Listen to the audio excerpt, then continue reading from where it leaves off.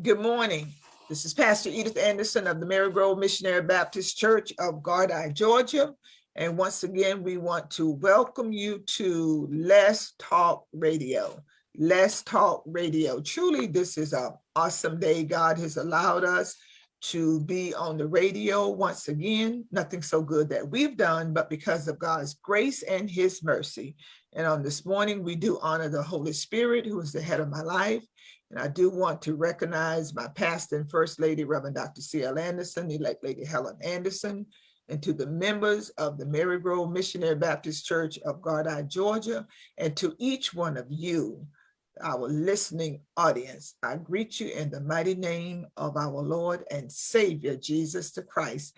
And it's a blessing to have some special guests with us on this morning because we are in the month of February, and we know that in the month of February that we celebrate Black History Month. So in keeping with the celebration of Black History Month, I have two very special guests on this morning. And first of all, we have Mayor Barbara Maefield. She's the mayor of Nahunta, Georgia. And then we have Mayor Bishop Dr. Eddie Ball. He is the newly elected mayor of Daisy, Georgia. And I also have Taylor. And what Taylor will do, she will ask a few questions at the end. So at this time, we're going to ask Mayor Maefield, Minister Maefield, if she will introduce herself to the audience. Good morning, everyone. First of all, I'd like to thank Dr. Anderson for this great opportunity to interview me on this great morning. My name is Minister Mayor Barbara Ann Ranger Maefield. I am the fourth child of 12 children, born to the late Daniel Lee Range Sr. and Martha Fisher Range of Nahunta, Georgia. I have two sons, Herman Irvin Maefield, wife Brandy. My youngest son is Rodney Lamonte Maefield. His name is Buffy. I have 18 grandchildren. I'm a member of Little Rock Missionary Baptist Church under the leadership of Dr. Reverend Joel Offer Jr. in Nahunta, Georgia. Thank you so much. And I noticed that you come from a large family as well, 12 children. God bless you. Okay, our next guest, as I said, is Bishop Dr. Eddie Ball, who is the mayor of Daisy, Georgia, and we're going to ask him to formally introduce himself. Good afternoon to everyone. I should say early afternoon, shall I say. But my name is Bishop Dr. Mayor Eddie T. Ball. I'm born and raised in Groveland, Georgia, by ways of Pembroke, Georgia. My father, the late Eddie Ball Sr., was my father. My mother is Miss Della Ball. I'm also a twin. I'm the oldest of the two. I'm a twin. Me and my brother. I have one little brother. They both stay in Atlanta. I'm married 30 years. I did 30 years in the military, Air Force. I did 5 deployments to Iraq and Afghanistan. I'm a musician. I play as well, several instruments. I have my bachelor's degree, my master's degree, and also my doctor's degree. One of my teachers is the interviewer herself today, Pastor Anderson, one of my mentors as well. My pastor as well is also Dr. C.L. Anderson. I am the first vice bishop prelate of the East Florida District Conference, which cover 5 states: Georgia, South Carolina, Florida, Alabama, and Arkansas. And I'm glad to meet y'all on today. Thank you. Thank you, Bishop Dr. Mayor Eddie Ball. Thank you for that introduction. And as we can see, you are quite busy. Yes. Now we're going to go to the next person. Taylor, tell us just a little bit about yourself. I live in Atlanta, Georgia, and the church I attend is Zion Hill Baptist Church. Um, I have two sisters and one brother currently, and I attend middle school right now. Well, thank you, Taylor, for being with us once again. We do appreciate you. And I wanted to bring some young people on so that they can see that we can accomplish great things, that they too can accomplish great things, because Mayor Ball and Mayor Maefield, they are the first African-American mayors of their respective cities. So we want to thank God for each one of them. And Mayor Maefield, how long have you served as the mayor of Nahunta? And tell us a little bit about Nahunta. I've served as the mayor of Nahunta for, first of all, I ran back in March of 2018 when the former mayor passed away, and I ran for that to fulfill his term, which would have been 9 months. So I won that.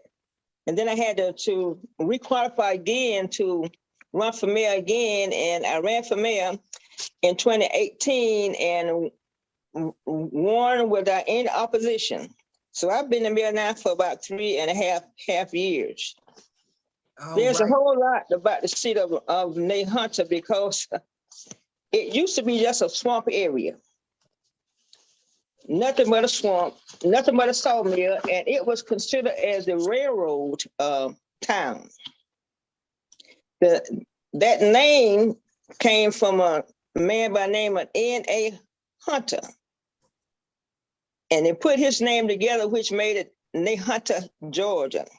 Nahunta was not incorporated until in 1925. And when they started installing the railroads back in 1902, that's when people began to move into the city of Nahunta to build stores, houses, and the industry grew a whole lot. There's a lot of history, but it's a long history, so I'm not going to use up all of the time. Okay, thank you. And Nahunta is part of, is it Brantley County? Yes, ma'am, that's Brantley County. Brantley County, okay. Thank you. Now let's go over to Mayor Ball. You are the mayor of Daisy, Georgia. Tell us a little bit about Daisy, Georgia, the population. Okay. All right.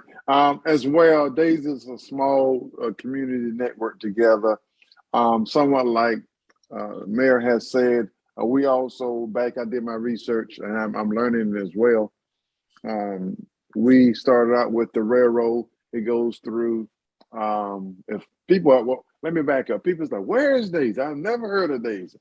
I said, well, have you heard of Clarkston, Georgia? It's, oh yeah, the fruitcake capital of the world. So we're about 5 miles down the road from Clarkston, Georgia, about 20 miles from Statesboro, and I think about 30 minutes from Hinesville. But Daisy was also known back in the 1890s, the railroad that came through Daisy in 1890. And also Daisy was popular for cotton. A lot of sharecropping and farmers came out of Evans County. And it shipped by train to factories and throughout the country. And not only was it the railroad and cotton, but Daisy was also famous back then for, I would say, processing turpentine. When they cut down the trees, they used turpentine, and it was stored in barrels, and it was shipped by railroad as well. But we are like a small network community. We're growing. I think there's about 247 of us that are registered to vote, not counting those that are underage that are not registered to vote. So I'm pretty sure there's more people than Daisy, but for the city of Daisy.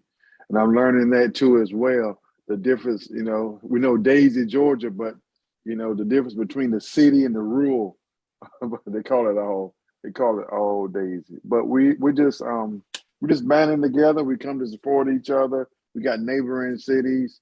I'm glad to meet the mayor online today. but we just want to move forward, and and great things are coming down the pipeline. That's great. And another thing I like is both of you minister. You're a minister. How long have you been a minister, Mayor Maefield or Minister Maefield? How long have you been in the 5 ministry? years. 5 years. Mhm. Okay, and Bishop Ball? Since 1991, I'll have to do my calculator math. Since 1991? I'm sorry, back up, my correction. 98. Okay, and you are currently the pastor of the New Hope.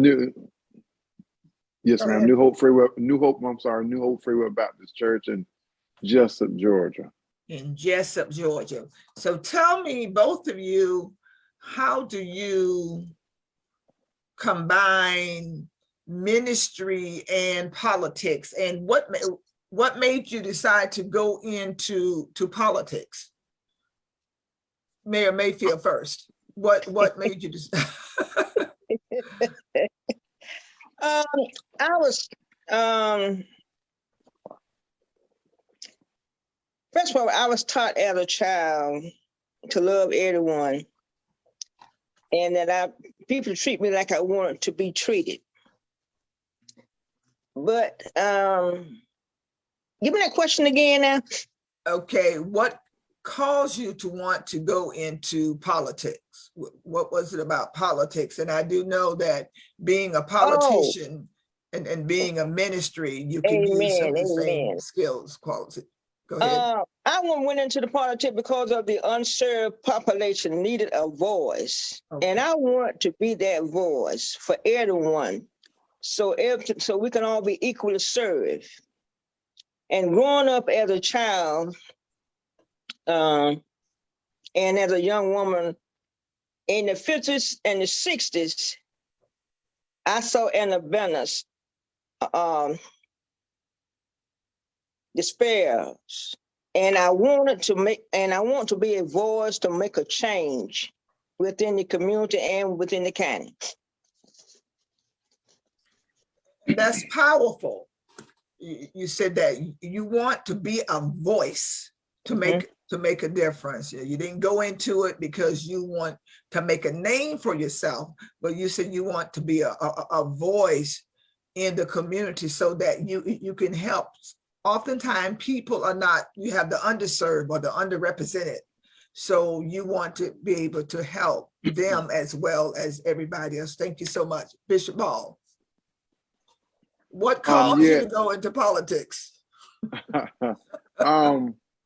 I've come out of a family of a long line of preachers, and my granddaddy was the senior bishop.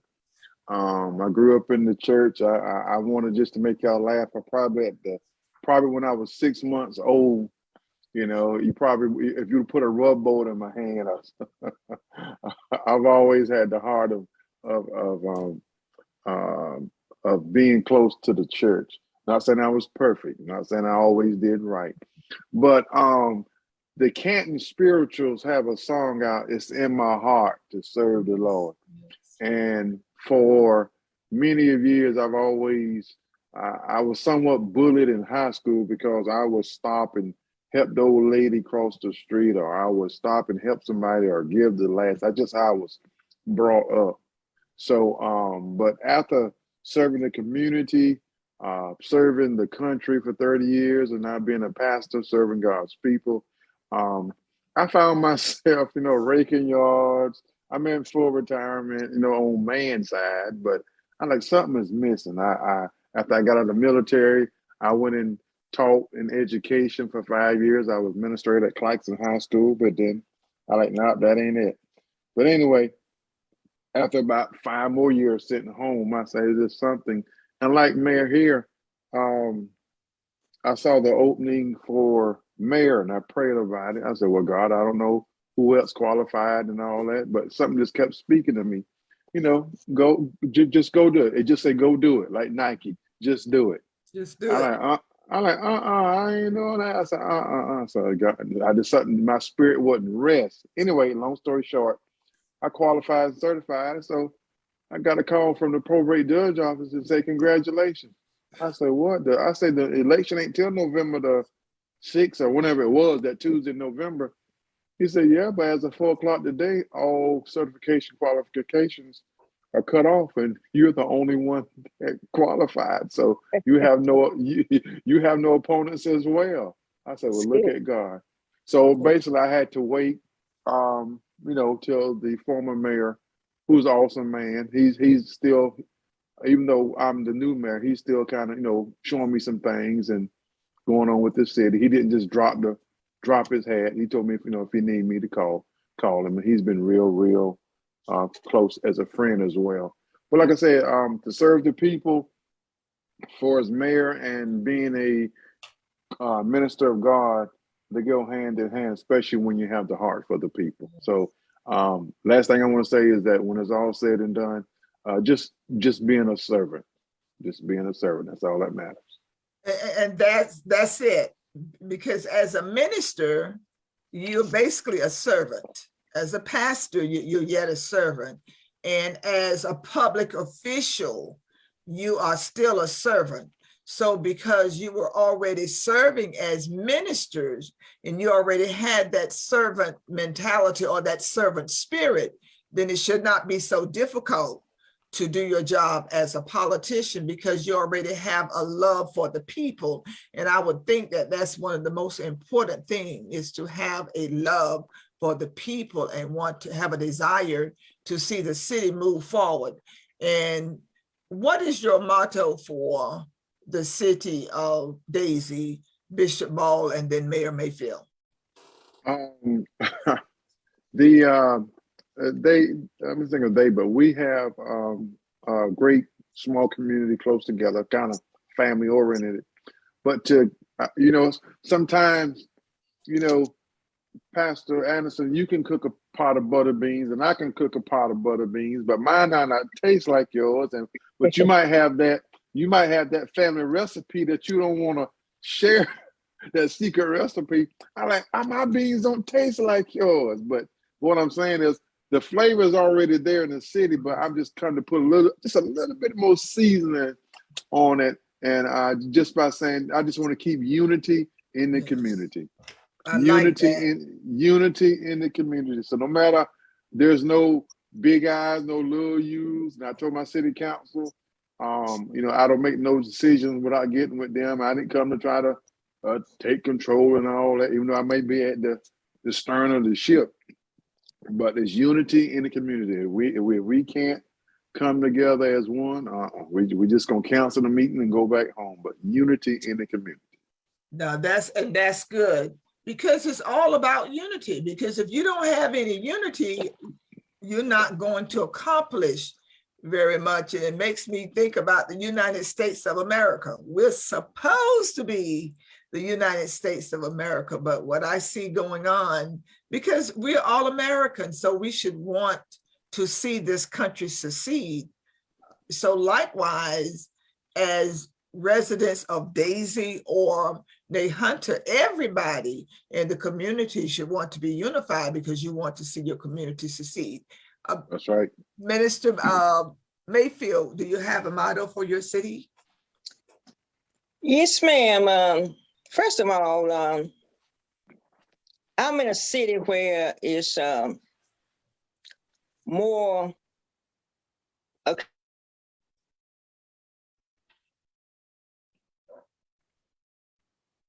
Unmute yourself.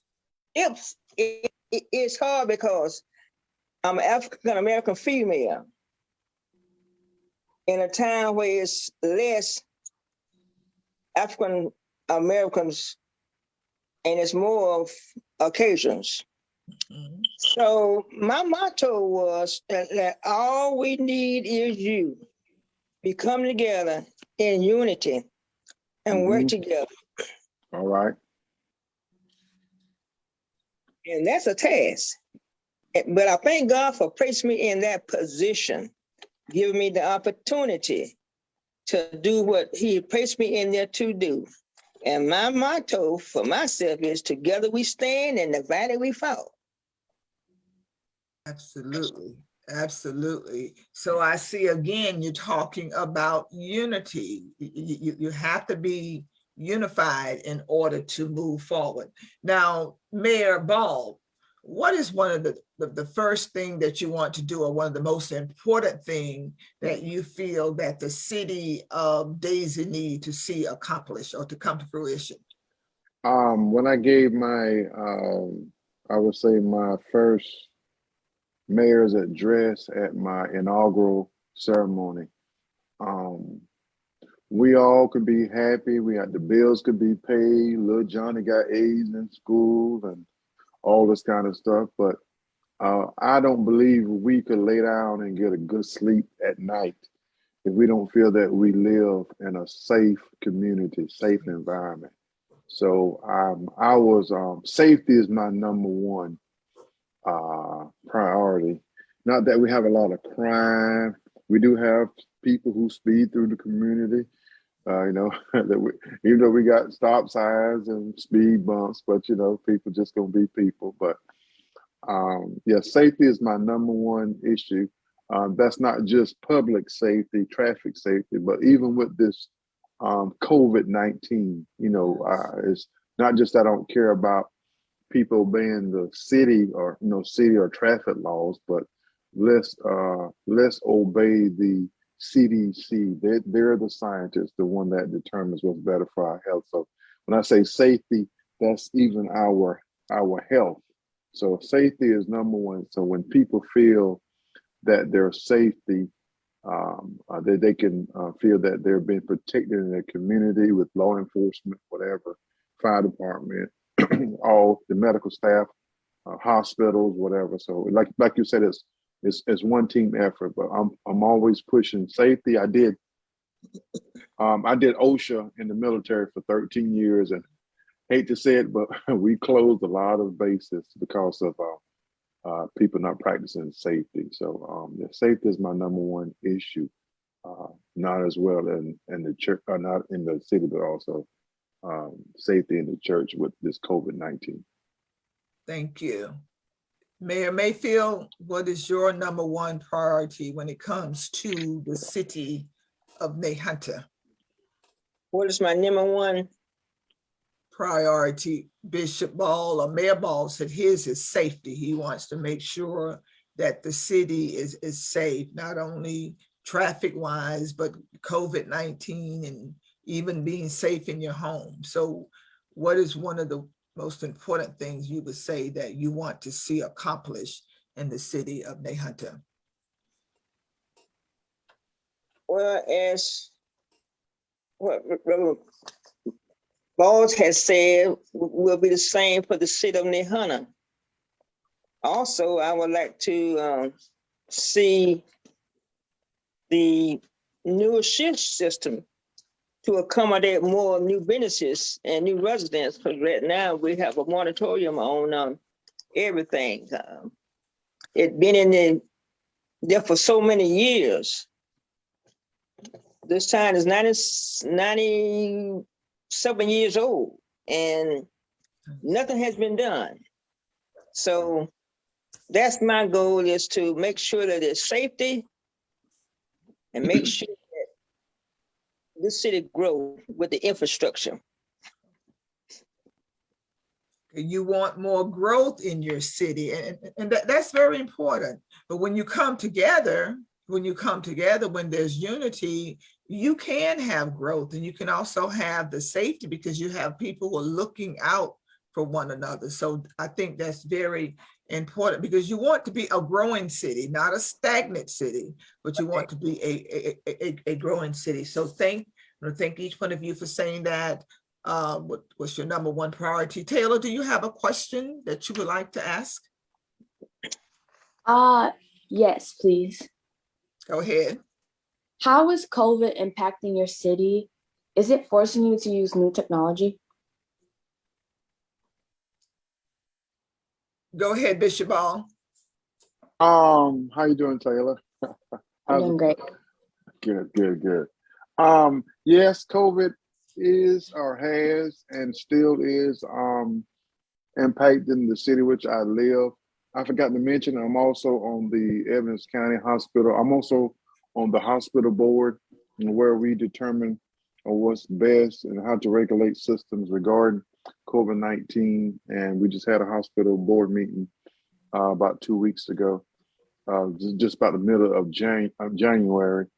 And cases are somewhat rising, but what it is that people seem, the cases are rising, shall I say, but there is less hospitalization. They get sick, they have some symptoms, but it may just be emergency room visit or outpatient. Not too many are being hospitalized. So we do encourage those to get their shots and their booster and to always wear the mask. And yes, it has affected the school system, whereas some teachers had to stay out and be quarantined, as well as some students. We thought one time that we were going to have to go virtual. I saw Liberty County had to go virtual as well, but it's all in just being safe. But yes, it has impacted our city. It did come up our meeting, Maribel, are you going to mandate a mask? Wear a mask. So it's just situations we have to come up. I mean, what works in my house may not work for yours, but there's some things that we can do together to overcome all this together. Thank you, Mayor Maefield. Taylor's question is, Taylor, repeat the question to Mayor Maefield. Mayor Maefield, please. How is COVID impacting your city? Is it forcing you to use new technology? Thank you, man. When COVID-19 hit the city, Nathan, and that was something that we weren't quite ready for, but it affected in a lot of ways. Even it affected our school system. We had to go virtual for a little while. We even had to close down City Hall for a little while because we had to go by the CDC guidelines. And we made sure that the recipients, that we accommodate them when it came down to paying their water bill. We didn't put no pressure on them because we knew that this was going on, and we put in place that for a later date, they can come in and do what they need to do. But during our city council meetings, it was mandated that you wear masks. If you attend that meeting, you had to be 6 foot apart or whatever. But some did not want to actually abide by that rule. But I kept myself safe. I wore a mask, and I want to make sure we even gave out face masks to all our citizens, and also hand sanitizer. And then we gave them information where they can go and get some help if they needed help. And for our technology, we had to wind up doing social media, Facebook, Twitter, and Zoom.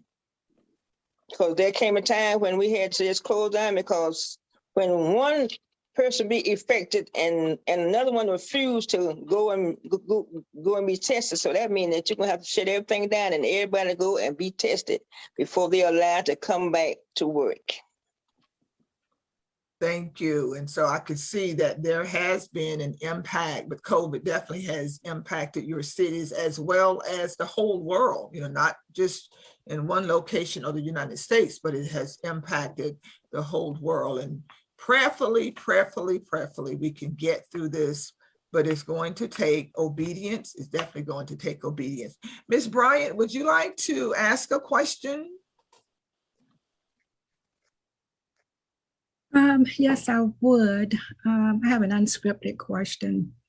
My question is, how did you gain the public trust?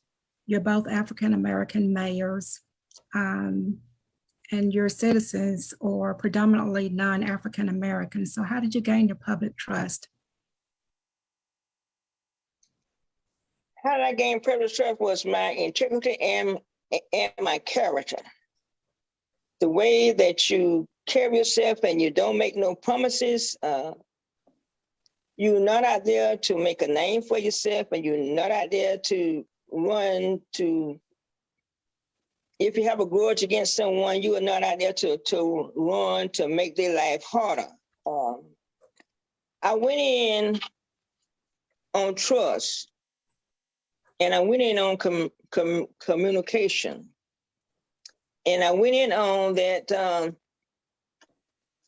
I had to sell myself in order to win the citizens over of the city of Nahunta. And what I mean by selling myself means the life I have lived down through the years spoke volume. You have to be involved in a lot of activities going on in different organizations. They see how active you are, and if they see how willing you are, and if they see that you are trustworthy, then they have no problems in electing anyone to be in office. Because you're not gonna go for anything. Before I do anything, I have to pray over it and let God lead me in how to go about the situation. Did that answer your question? Yes. Yes, it did. Thank you so much. You're welcome. Yes, I echo what Mayor Mayfield has said almost word for word. And to add, I would say this, and Pastor Anderson, she's very, very familiar with Daisy, Georgia. There's a whole lot of African American in Daisy, Georgia, but actually in the city of Daisy, Georgia, there's only 11 of us. There's only 11. And I'm gonna be honest, that like she said, you have to not just can't do this talk to talk, but you have to walk to walk. You know, we have to, the Bible teaches us, you know, let your light shine among men. Not that you can get the glory, because God gets the glory, but we have to live the life that we teach and preach about. So it's the character. Martin Luther King once said, don't live the life that people have to judge you by the color of your skin, but by the content of your character. There's a whole lot of people that can do great things, but for some reason, sometimes the public shun away from that person because of the character. So I echo the words of Mayor Mayfield in saying that to earn the public's trust, we just have to be honest. You want to be fair, you want to be accountable, and you want to represent the people as best that you can. Thank you. Thank you. Excellent question. That was an excellent question, and your response. I like that, because both of you have an advantage because you're ministers. You're a man of God, a woman of God. And so you're expected to operate in integrity and to have good character. And as I said earlier, by you already being in the ministry, you just take that and parlay that into being a mayor of a city. So we thank God for those answers. We're getting ready almost to come down to the end of our interview. And we just thank each one of you for taking part in this interview. And I want to ask another question that in the process of first of all, doing God's work, and then serving your family, being a family person, and also representing your cities. When do you take time to let me back that up just a little bit, because sometimes we get it wrong. First of all, it's God first. It's God, family, and then the church, God, family, and the church. So in the process of having that relationship with God and being a family person, and then also working in the church, and Bishop Ball being not only a pastor, but also a bishop and now a mayor of a city. What do you do for balance? Because oftentimes, oftentimes as the men and women of God, there's no balance. You're so busy running here and running there, you don't take time to have balance and to relax. So what do you do to have some balance? That's a great question. Just to make y'all laugh or smile, you gotta go to Walmart and get you a calendar. You gotta go to Walmart, you gotta get you a calendar. My wife, I know we have a city clerk. She governs the calendar of my meetings as well, what things I need to do for as the mayor. But in my home and on the church, I have a church secretary. But my wife, my wife is, you got to go here, you got to go there, you got to do this, you got to do that. Because many times, and it probably have happened to y'all if not, but I had myself double booked. And I said, oh, one of these got to cancel out, and you got to make that decision, who to reschedule and all this. But there, like I said, there must be a balance. But what I do, even with every morning I get on with Pastor Coswell. He has this breakfast with Jesus. And any day that you start your life out with the word of God early in the morning, the Holy Spirit will lead you and guide you. Even though sometimes flesh wants to do this, and sometimes we have to rearrange things to accommodate things. But yes, there must be a balance there, because me being a bishop and church and musician and always gone, I've always been taught, don't forget you got a family. Don't forget you got a wife. Don't forget you got children and grandchildren. But we know that they're going to always, and your family should always be your biggest fan base, your biggest supporters as well. So, but yes, that balance, it must be a balance. But there's other people that God has put great people around. I'm pretty sure me and Mayor Maefield and other leaders throughout this land that will keep us on track. But once again, go to Walmart, get you a calendar. Okay, thank you, Bishop. Mayor Maefield, balance. Balance. I'm just like Reverend Falls. Every morning I get up. Before I get up, I do my thing with the Lord first. Then, time the Missionary Baptist Association comes on, that gives me some more fuel. In order to keep my balance, I have to balance myself on what I'm gonna do this moment, what I'm gonna do the next moment. I try not to overload the socket, because once you do that, then you will start neglecting God's word. All right. You stop praying. You will stop doing the visitation and everything else. So there's a time for everything, and there's a time that I just shut everything off. Leave my job where it's supposed to be. Leave everything else, and just give me some me time. All right. Mm-hmm. Exactly. Bishop, you want to say something else? No, I was just agreeing with her. Yeah, me time. Oh, yes. And it's very important that you have that me time. That's very important. And that me time, your exercise, shopping, traveling, going to the beach, going to a basketball game, but whatever. But everything should not center around the job. And oftentimes we burn ourselves out because we don't know how to rest.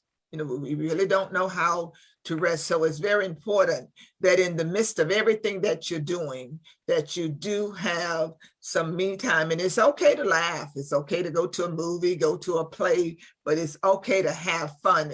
As Christians, it is okay to have fun. So I want to say thank y'all for joining us. But one other thing, Bishop Ball, we do have Taylor, who is a young person And we want you and Mayor Maefield to just speak into her life, letting her know that as a young person, you're never too young to become a Christian.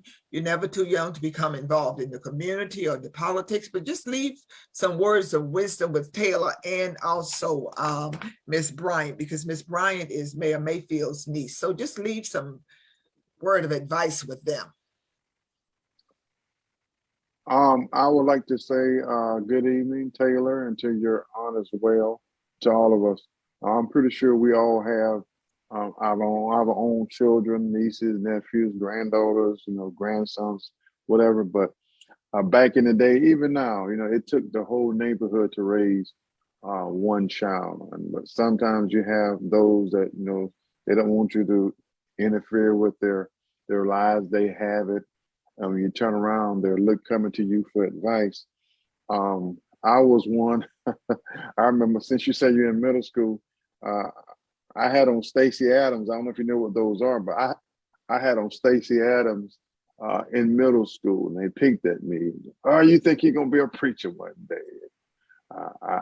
Mom and Dad didn't have the best job, and back in the day they called them cat heads. I would take off the Stacey Adams and put on the cat heads, and we go play gym and sports during recess and stuff. But I couldn't wait to get my feet back into those Stacey Adams, because in my heart I knew those Stacey Adams represented the church in my heart. So while I'm saying that, you represent the middle school, you represent your peer group, you represent your family by making good choices in life. Yes, they're gonna talk about you. If you choose not to be a part of negativity, things are going to happen, but you can overcome that, because you are already, I see, you are a overcomer. But continue to keep, I heard you say you got all A's, just continue to keep good grades, make good judgment. And one thing I learned early in life, not that it would happen to you, it's easy to get into trouble. And sometimes it's hard to get out. So continue to be that role model. And whether you know it or not, even at your age, somebody is looking up to you.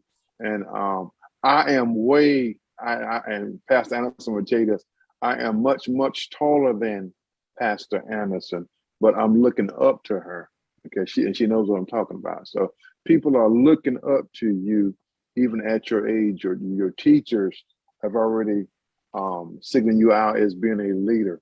But just go far, keep God with you, just make good choices in life, and the sky's the limit. God bless you. Thank you, Bishop. Mayor Maefield? Yes, Taylor, I'm so glad that you were in on this interview this afternoon. Everything Reverend Ball said is true, but in this life, your generation, things going on in your generation did not happen in our generation. That's right. But I want you to continue to put God first in everything that you do. You get a personal relationship with Him first. Get you a good education. I see that you have the character, what it's going to take to be out there in this world, because there's so much temptation out there that can really cause you to fall. But you stay focused. Stay focused. Also, get involved with your community and your kind, because you don't know what you say will make a difference, because you have people watching you, seeing everything that you do, hearing everything that you say. And there's someone watching you to see when is you going to break or fall. But you're not going to break or fall, because you're going to keep your focus and eyes on the prize.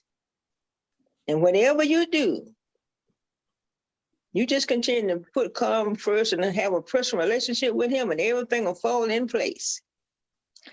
Also, tell your pews concerning that COVID-19 virus, it's not only affect only one person. It affects your family, your friends, and anyone that hangs around.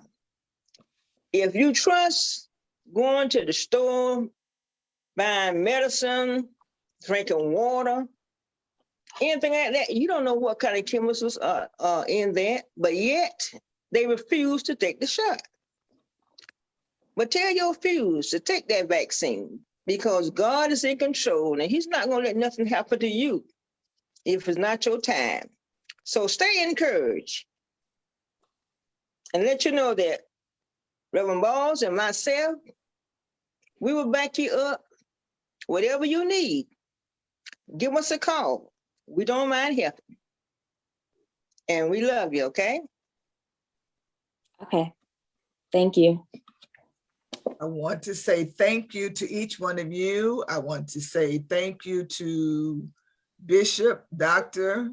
Mayor Ball, Eddie Ball, and to Minister Barbara Maefield for spending some time with us on today. And I want to thank your niece as well, and Taylor, for being a part of this. And Mayor Ball, I just want to encourage you to tap into the wisdom and the knowledge that Mayor Maefield already has, and God will put people around you to help you so that the job will not be so difficult. Even like in the church, you know, God has people in place to help us. Right. So I just pray that each one of you will have success as mayors, and you will go on to do great things for your cities, and not only for your cities in the political arena, but also great things in the ministry. I want to say God bless you for taking the time out to come on.